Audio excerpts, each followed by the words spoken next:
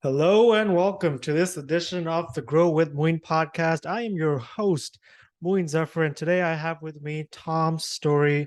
He's a top 1% in sales in Toronto, top 35 under 35, host of the Tom Storey podcast, and occasionally seen on TV talking about real estate. Tom, welcome to the show. Thanks, man. Thanks for having me. I'm happy to be here. Yeah, very excited to have you here, man. So let's learn about your story here today. So you got into real estate many years ago. We're going to talk about year one. Sure. Or actually, even before that, why or how did you think about getting into real estate? So growing up, my mom was always in sales, not in real estate, but in different type of kind of direct sales. And I saw her running her business growing up. And then when I was just before I went to university, it kind of crossed my mind like, oh, interesting. Maybe real estate is something I could get into because I was always just interested walking around, seeing the open houses and stuff in school younger. And I thought about getting my license when I was 18 and I didn't. And I went to school. But then one summer I came back and I was working for my uncle and he had a business that you'd go into people's houses and like hang the TVs. And this is when the TVs were like 10 times heavier than they are now. Right. And I would help him do that. And one of the houses we did was a real estate agent in the East End of Toronto. I remember he came home and I was like, what do you do? Like, what's going on here? And it was like a nice house. And that's when it first kind of like clicked for me, like, oh, interesting. Okay. And I was always worried about getting into sales because I didn't like sales seemed like greasy, like just slimy to me. I didn't like the idea of Right. sales. And someone really earlier on was like, oh, it has nothing to do with homes. Like it's people. It's people, right? And I was like, oh, okay, if I could just help people, that would be kind of a cool way. And so that's when the idea came. And then I went to University of Guelph. I got a degree in sociology, which I'm doing nothing with. But in my last year of Guelph, I was so certain that I wanted to give this a shot that I started taking my real estate license at the same time that I was graduating. So then I got out of school, mentored under someone for about 6 months, literally for free, just like followed him around, saw what he was doing as I was finishing my licensing. And then I got my license and now I'm still doing it 9.5 years later. Wow. So I totally get the idea of the initial reluctance to sales because I had the same. I've been avoiding sales all my life. And it's because we have had different experiences with sales. I think personally, like we always like there's the stereotype of the slimy car salesman who always pushing deals on you, and we've all went through it. And for me at least, it's like I don't want to be like that. But now I'm here too. Thank you for sharing that. Yeah. So you got a mentor, and then you were with them for 6 months. You basically shadowed them for 6 months, and then talk about what your first year was like in real estate. Like, what were your expectations, and how did you go about meeting them? My expectations going into it was kind of just proving it to myself that I could do it. And my direct family was very supportive, but a lot of other people were basically like, good luck. It's competitive. You're trying to enter one of the most competitive real estate markets in the world in Toronto, specifically downtown Toronto. If you think I look young now, go check out a picture of me when I started at 22. In that first year, I remember about 6 months in, I had survived by doing leases. That's Right. how I survived when I started.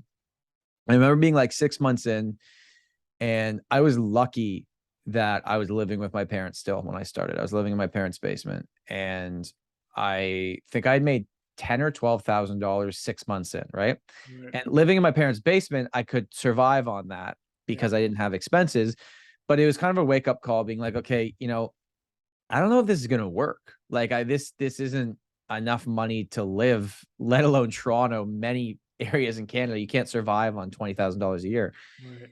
Um, and that's when I recognized, like, okay, I'm in the growth phase here. Everything I'm doing in year one is new. I'm doing lots of things that I look back and go, okay, that was a waste of time at that moment because I wasn't ready to try and take that step. And I would meet anybody in any place. I drove to Hamilton to show a condo. I don't know anything about Hamilton, but I was like, this is my one opportunity. I got to do it. Didn't work out. And then I remember I had these buyers and I was like thinking, I was like, okay, this is my one opportunity I have. And I remember they called me. It was like 9 a.m. And they're like, hey, Tom, thanks for showing us all those properties. We ended up, our friend told us about this other thing that was off market. We bought it last night. I'm like, okay, I'm really happy for you. That's great. I'm screwed. Like this was my one thing that I had going for me. And looking back, it's like that's a totally wrong mindset, right? Because I was just trying to survive. I was in it for myself and I wasn't getting anything done. And it makes sense why. And now looking at it being like, if you just focus on solving other people's problems, you never really have to worry about money because it shows up. But that first year, I was certainly not a natural. I took about 6 months to understand, like, okay, I got to do this differently. Ended my first year stronger, got a few sales on the board, continued to do the leasing. And then at the end of that first year, I recognized, like, okay, I have to have some type of structure here. I have to be better with my scheduling. I have to treat this like a business, and I need more accountability in mentorship.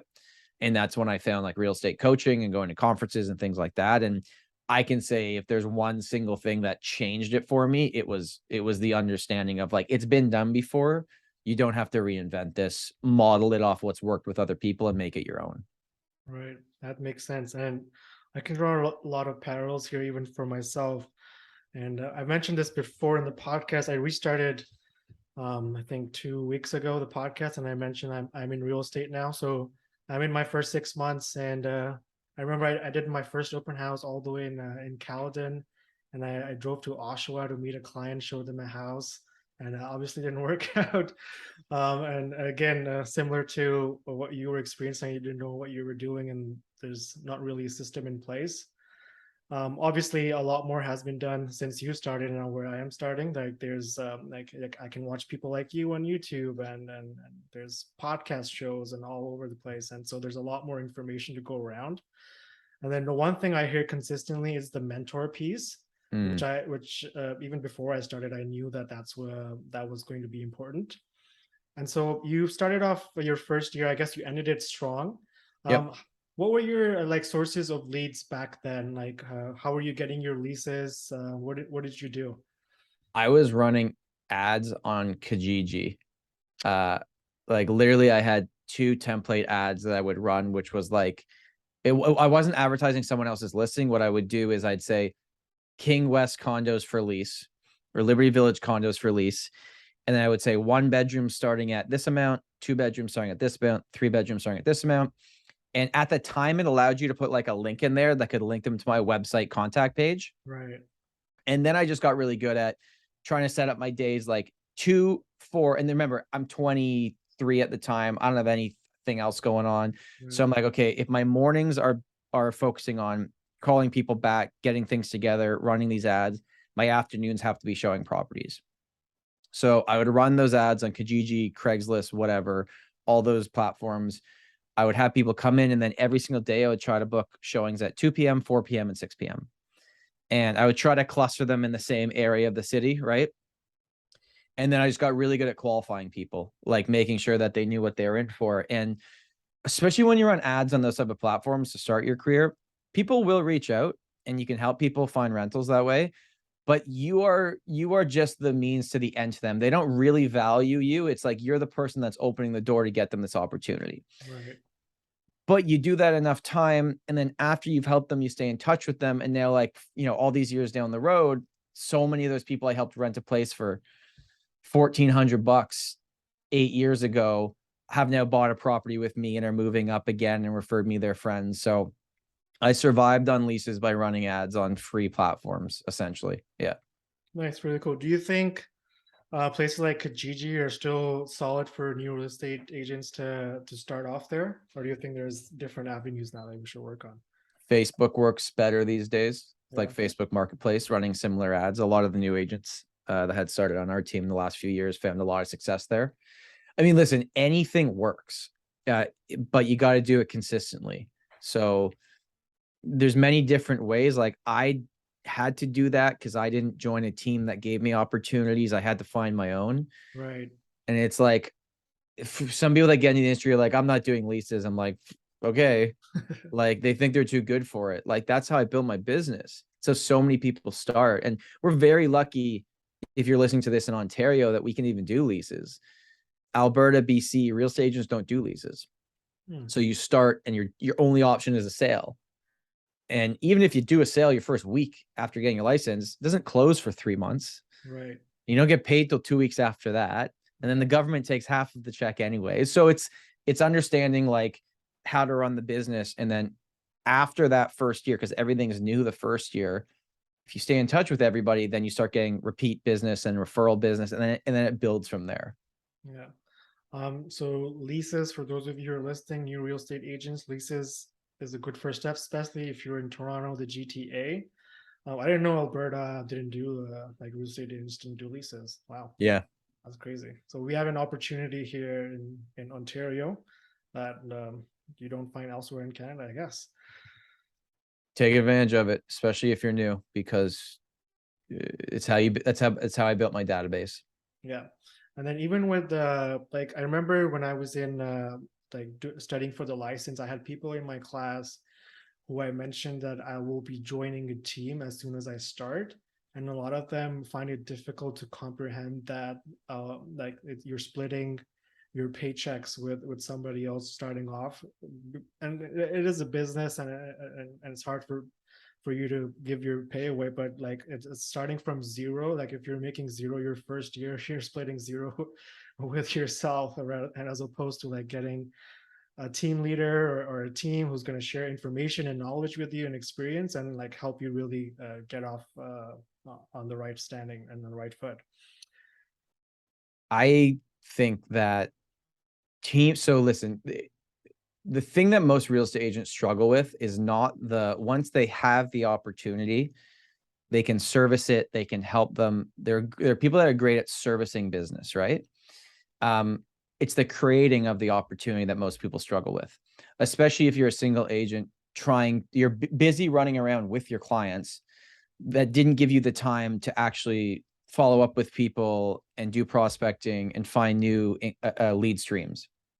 So you get one or the other. Now, there's a certain amount of real estate agents that are good at producing opportunity. And those are typically the ones that build out teams because they produce so much opportunity that they can no longer service it all. Right.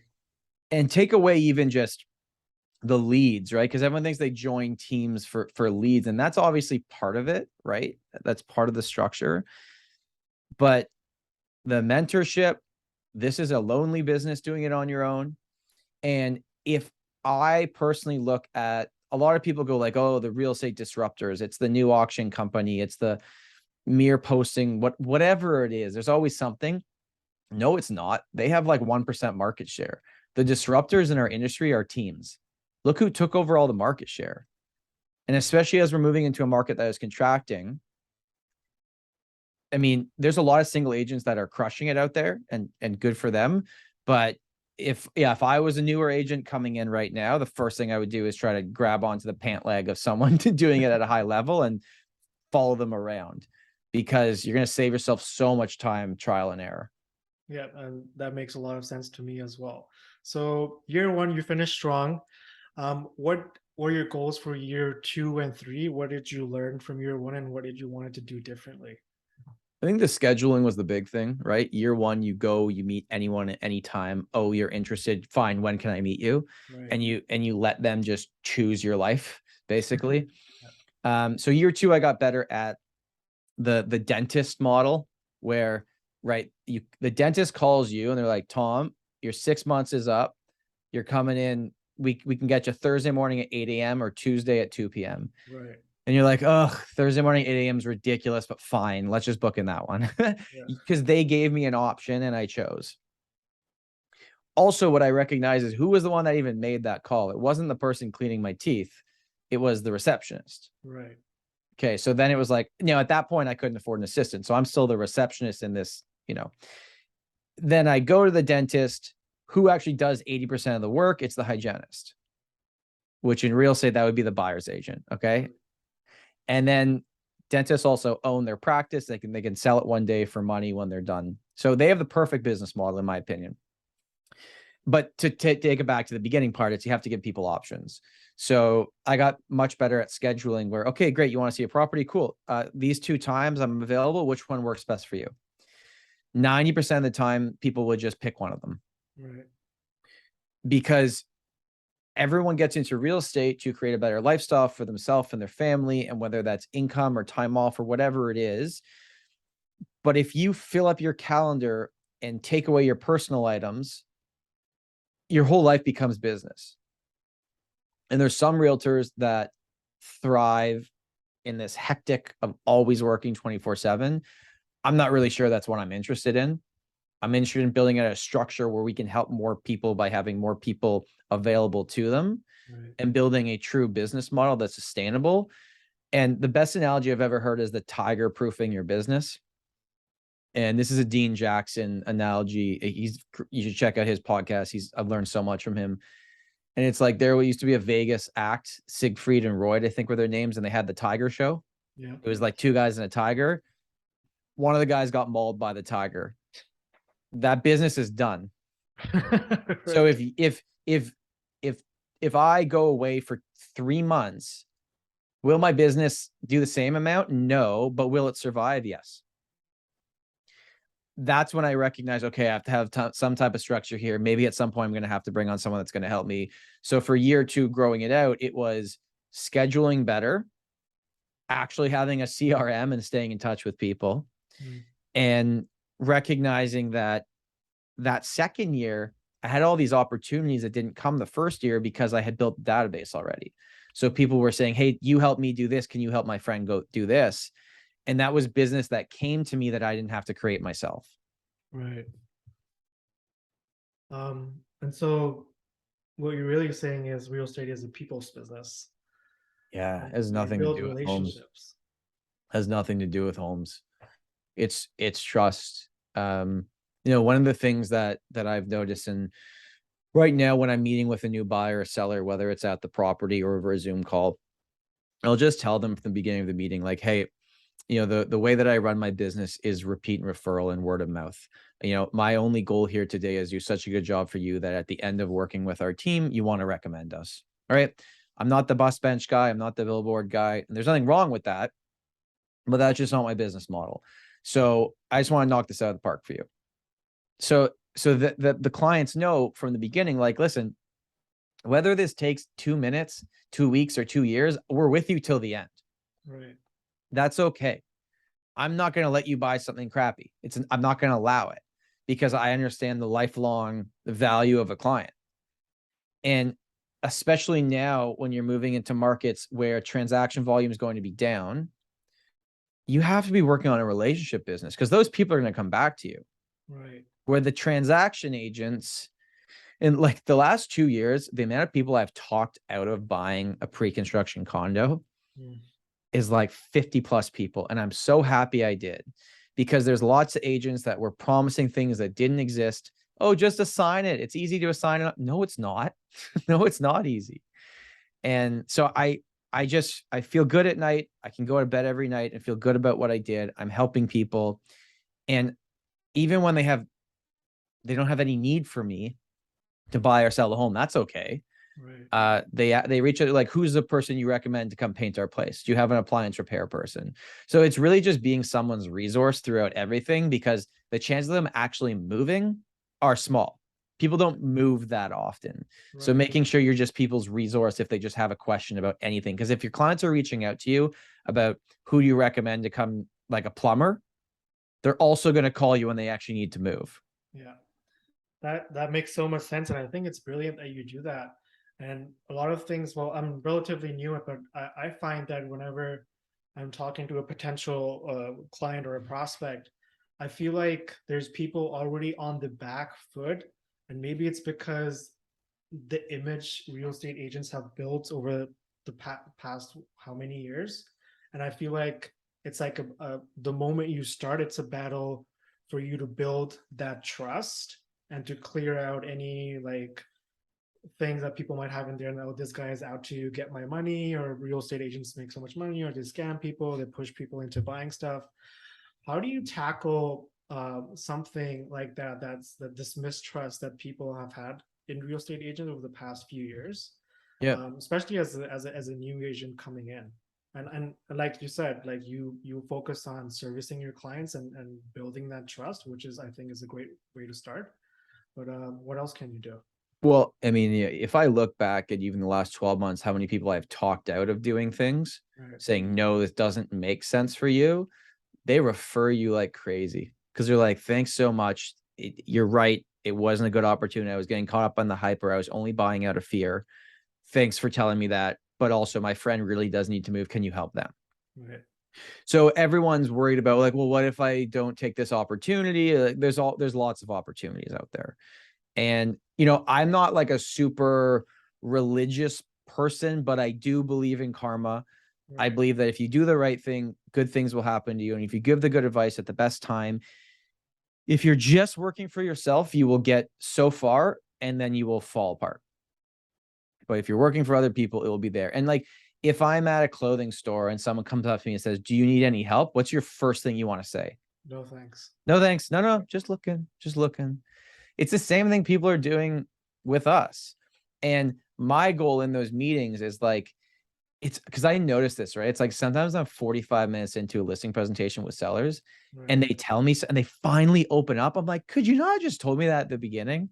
Would have saved us so much time here. I would have really known, right? Right. So it's taking their shoulders from meeting with you being like this to slowly dropping down and relaxing, right? So I think the way that I've combated that is asking questions.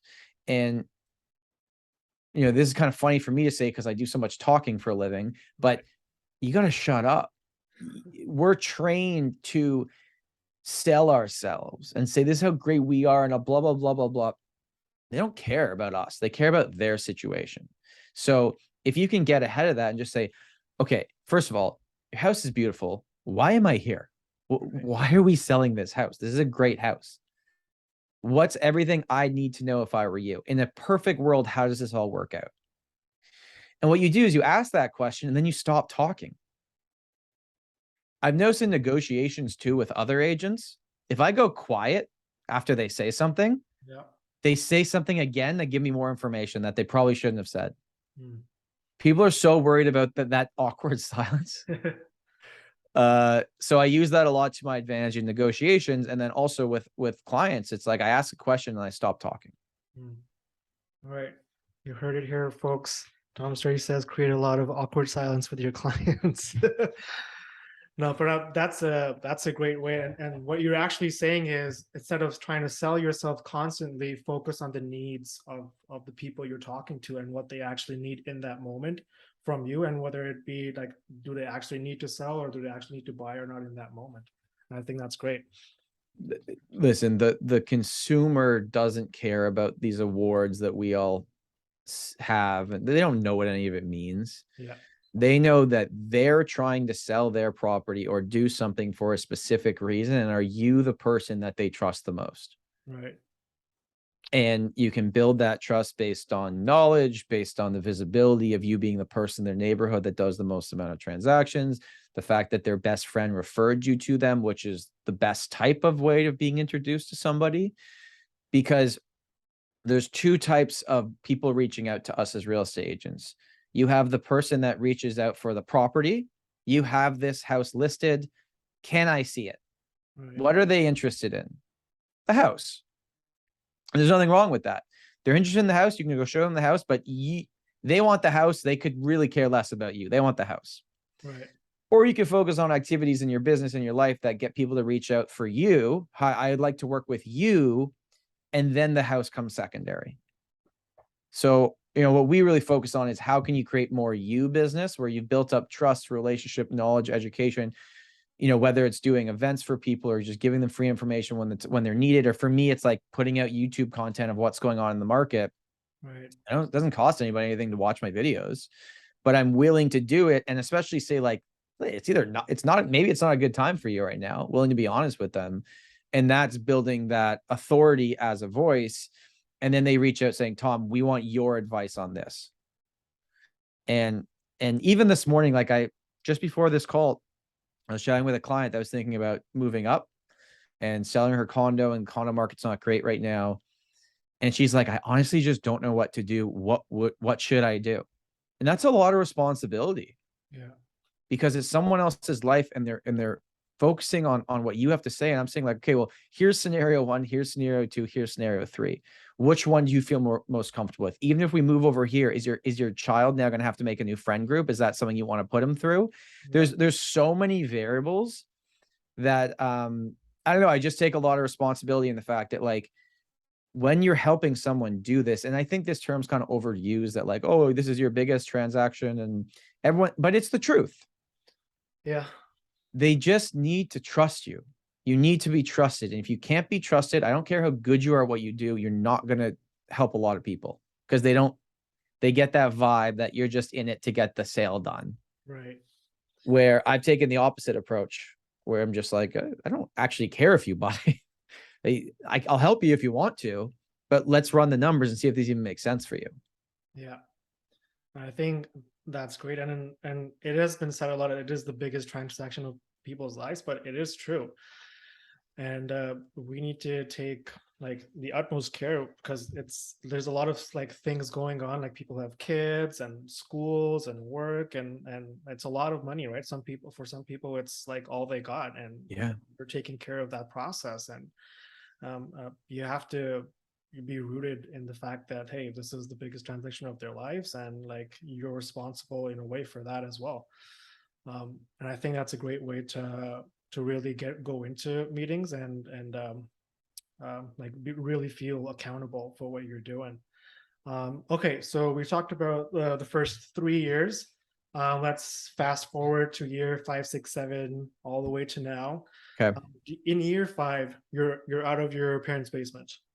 Yeah, I was out of the basement in year 3. Yeah. Okay, Yeah. great. And then so year 5, do you really start feeling like, okay, I'm like, you're in your own zone, like, you know what, I know what I'm doing, I'm Yeah. great at it, I'm helping people. What's that like? Well, it felt good.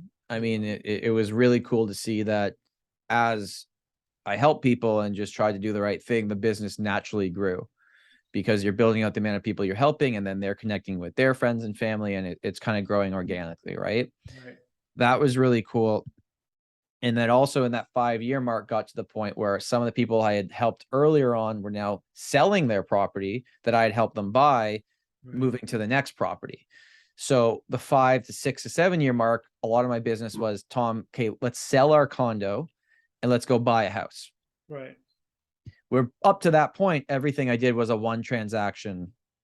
I would help you buy your first property, or sometimes the parents would come and they'd like me, and then I'd help them exit their house. But it was always like a one on each side.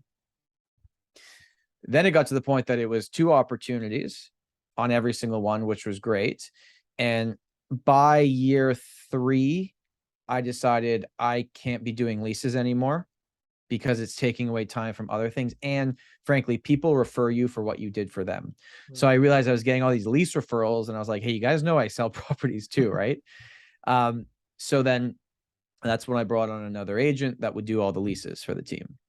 And then when I got to year 7 and 8, maybe, I recognized I'm so buyer heavy that I can't focus on getting listings. Mm.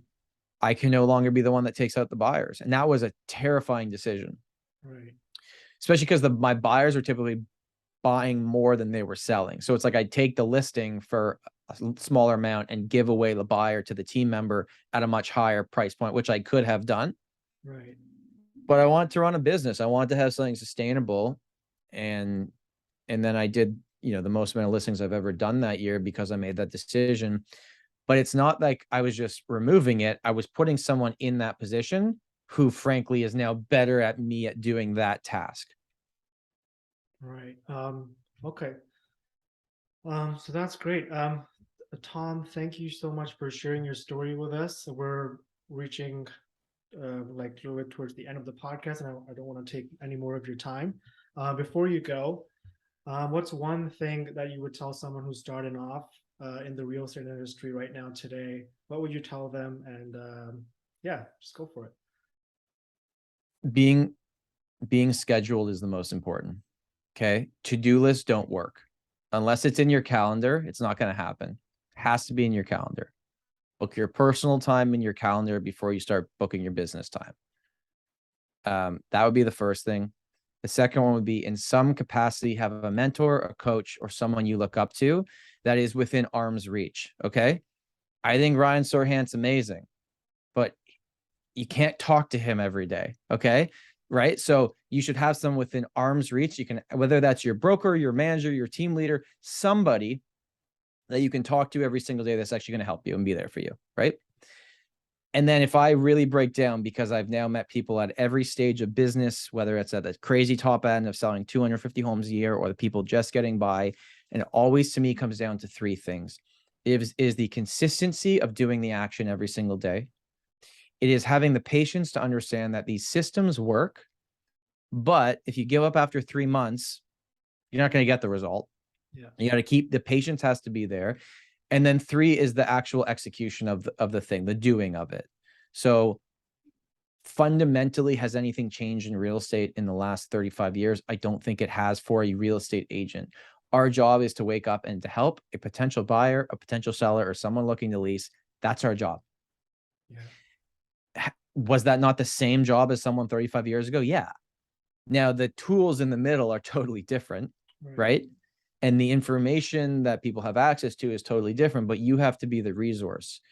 So treat it like a business. Do what you say you are going to do. If you are good at setting expectations to your clients, you will thrive. Because if you overpromise and underdeliver, that's not a path I would recommend to many people. I would almost be careful about what you promise to then overdeliver or deliver at the point that they are happy with it. Right. Because people's minds run everywhere. But it's an amazing business if you can get into it and really model it. But the truth is, it takes time. You're not going to get the result right away. And most of the things that you're going to be taught in this industry are going to give you success 6 months from now. Right. There's not many things I can tell you, like, do this right now and you sell a property tomorrow. That's not really how it works. Yeah. So it's having the patience and understanding that you run a business. It's not easy. If it was easy, everyone would do it at a high level, and they don't. Yeah. But putting yourself in the room with the people doing it at the high level and asking them what they're doing and then modeling it after them. That's essentially my listing presentation, my buyer presentation, my touch point system. Everything has been modeled off someone else doing it for a decade before me and just making it my own. Yeah. That's amazing, Tom. Thank you so much for sharing your story, your wisdom, your insights. I really appreciate it. Before you go, where can people find you, reach out to you? I know there's the Tom Storey Show, your podcast. Where else Yeah. can people reach out? Yeah, that you can. Yeah, I mean, if you go to YouTube, just type my name, you'll find me. And then if it's Instagram, at the Storey Team is our main account that we're pretty active on. Those are kind of the two places that we're pretty consistent on posting content. Awesome. Tom, thank you so much. Thanks, man.